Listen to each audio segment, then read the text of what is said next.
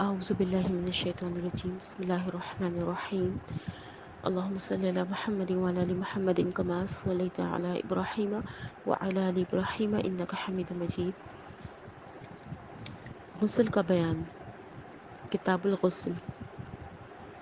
حدیث نمبر 51-52 51-52۔ نبی صلی اللہ علیہ وسلم جب جنابت کا غسل کرنا چاہتے تو شروع میں اپنے دونوں ہاتھ دھوتے،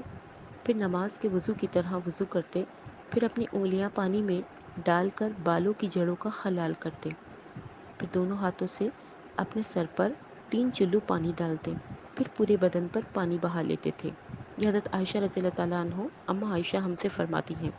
یعنی نبی صلی اللہ علیہ وسلم کے غسل جنابت کے بارے میں چونکہ حضرت عائشہ جانتی تھی تو وہ ہمیں بتاتی ہیں کہ نبی صلی اللہ علیہ وسلم سب سے پہلے کیا کرتے تھے کہ جب جنابت کا غسل کرنا چاہتے، جنابت کیا ہے؟ شوہر اور بیوی کے تعلق کے بعد جو غسل واجب ہو جاتا ہے، جسے جنبی کہتے ہیں، تو جنابت کا جو غسل ہے اس کے بارے میں آتا ہے کہ سب سے پہلے اپنے ہاتھ دھوئے جائیں گے۔ کیوں دھوئے جائیں گے؟ کیونکہ ہاتھ گندے ہو جاتے ہیں، ہاتھ ناپاک ہو جاتے ہیں۔ اگر ہم ہاتھ نہیں دھوئیں گے، غسل شروع کر دیں گے تو پھر اس طریقے سے ہاتھوں پہ جو غلاظت یا جو گندگی ہے وہ جسم کو خراب کر دے گی۔ تو سب سے پہلے دونوں ہاتھ دھوئے جائیں گے اور پھر اس کے بعد وضو کیا جائے گا، بالکل ویسے ہی وضو ہوگا جیسے کہ نماز میں ہم وضو کرتے ہیں۔ پھر اس کے بعد جو ہے وہ اپنی انگلیاں جو ہے وہ سر کے اوپر ڈال کر جو ہے بالوں کی جڑوں تک کا خلال کیا جائے گا۔ عورت ہو یا مرد، دونوں اپنے بالوں کے اندر جو ہے وہ ہاتھ ڈال کے اچھے طریقے سے جڑوں تک پانی پہنچائیں گے۔ کیوں؟ کیونکہ جسم کے اوپر تو پانی جاتا ہے تو نظر آ جاتا ہے، لیکن بالوں کے اوپر پانی جاتا ہے تو نظر نہیں آتا، تو اس لیے جو ہے وہ ہاتھوں کی انگلیوں سے خلال سمجھتے ہیں نا، جیسے ہم دونوں ہاتھوں کو ایک دوسرے سے ملاتے ہیں تو اس کو خلال کہتے ہیں۔ جیسے دو دانتوں کے درمیان میں خلال ہوتا ہے، یعنی دو دانتوں کے یا پھر انگلیوں کے درمیان ایک انگلی کو دوسری انگلی سے ملانا، تو وہ خلال کہلاتا ہے۔ یہ سنت ہے، یہ عام وضو میں بھی کیا جائے گا اور جنابت کے غسل میں بھی ہے۔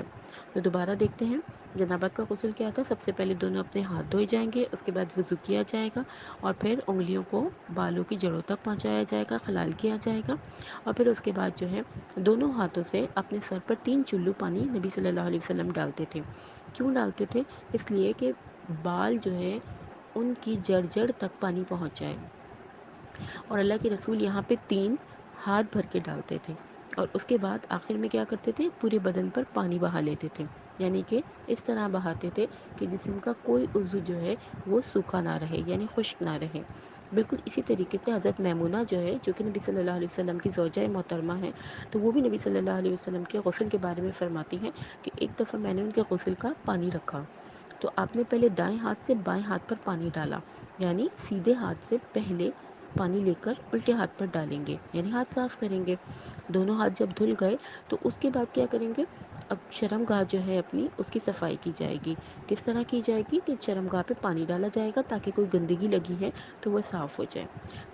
اور اس زمانے میں چونکہ صابن اور جو تھا وہ اس طریقے سے صفائی کا جو تھا وہ رواج نہیں تھا، یعنی کہ مٹی سے جو تھی وہ صفائی کی جاتی تھی، مٹی سے رگڑ کر۔ لیکن چونکہ آج کے دور میں جو ہے وہ صابن، ہینڈ واش اور ساری چیزیں موجود ہیں، تو اس سے جو ہے وہ اچھے طریقے سے ہاتھ دھو کر جو ہے وہ شرم گاہ کو دھویا جائے گا یا صاف کیا جائے گا۔ تو پہلے کسی صابن سے جو ہے وہ شرم گاہ کو صاف کر لیں تاکہ جو بھی گندگی ہے وہ صاف ہو جائے، اور اس کے بعد اس میں پانی بہا دیں۔ سیدھی سی جو ایک چیز آسان لفظوں میں بتاؤں گی وہ یہ ہے کہ سب سے پہلے جو تھے وہ ہاتھ دھو لیے، اور اس کے بعد جو ہے وہ استنجا کے لیے بیٹھے اور اپنی شرم گاہ کو جو تھا وہ صاف کر لیا۔ بس پھر اس کے بعد جو ہے وہ پورا جو تھا وہ وضو کیا، وہی منہ اپنا جو ہے وہ ہاتھ دھونا، کلی کرنا، اور کلی کے بارے میں آتا ہے کہ اللہ کے رسول جو تھے وہ اس طریقے سے کلی کرتے تھے اور ناک میں پانی ڈالتے تھے کہ اندر تک پانی جائے، یعنی کہ سطح ہی نہیں کہ بس منہ میں پانی ڈالا اور کلی ہو گئی، نہیں، تھوڑا حلق تک جا کے جو ہے وہ پانی حلق کی جڑ تک جائے، اس طریقے سے جو ہے وہ پانی لے کر کلی کرنی ہے۔ اور ناک میں بھی پانی ڈالنے کا یہی طریقہ ہے کہ ناک کے اندر جو ہے قدرے اندر تک جو ہے زور سے کھینچا جائے گا تاکہ جو ہے وہ پانی ذرا اوپر تک جائے۔ ہاں، اگر یہ کہ روزہ نہ مطلب روزہ دار جو ہے وہ بس وضو کرتے ہوئے جو ہے وہ ناک میں پانی نہیں چڑھائے گا، لیکن یہ کہ عام حالات میں جو ہے وہ پانی جو ہے وہ ناک کی جڑوں تک اور منہ کے جو ہے وہ حلق تک جو ہے وہ پانی جائے گا۔ اور اس کے بعد جو ہے وہ پانی جو ہے سر کے اوپر بہا دیا جائے گا، اور آخر میں جو ہے وہ مرد ہو یا عورت دونوں جو ہے بالوں کی جڑوں تک پانی پہنچائیں گے، اور آخر میں جو ہے اللہ کے رسول جب پانی ڈال دیتے تھے اپنے جسم پر تو اس کے بعد جو تھے اللہ کے رسول کی جو تھی وہ طریقہ تھا کہ وہاں سے ہٹ کر پیروں کے اوپر پانی ڈالتے تھے۔ اس میں ایک حکمت اور بہتری یہ ہے کہ ہو سکتا ہے کہ جسم کی کوئی گندگی جو ہے وہ پیروں تک آ گئی ہو اور اس جگہ موجود ہو، چونکہ پہلے جو تھا پانی اتنا زیادہ نہیں ہوتا تھا، لیکن آج ہم جس دور میں ہیں تو وہاں پانی جو ہے وہ کثیر مقدار میں ہوتا ہے، تو وہاں سے ہٹ کر تھوڑی سی دوسری جگہ جا کر پیروں کے اوپر آخر میں بالکل پانی ڈالا جائے گا تاکہ جو ہے پیر جو ہے وہ بالکل صاف ہو جائیں۔ پھر دوسری بات یہ کہ اللہ کے رسول نے جو ہے ان کو تولیہ دیا گیا، حضرت میمونہ نے دیا، تو آپ نے اسے استعمال نہیں کیا۔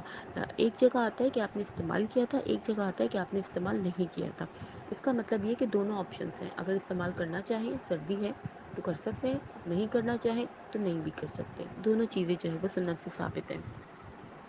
تو بہرحال ان دونوں حدیثوں 51 اور 52 سے ہمیں یہ پتہ چلا کہ اللہ کے رسول جب غسل کرتے تھے تو سب سے پہلے جو تھے وہ اپنے ہاتھ دھوتے تھے، پھر اپنی شرمگاہ کو دھوتے تھے، پھر اس کے بعد جو ہے وہ وضو بناتے تھے،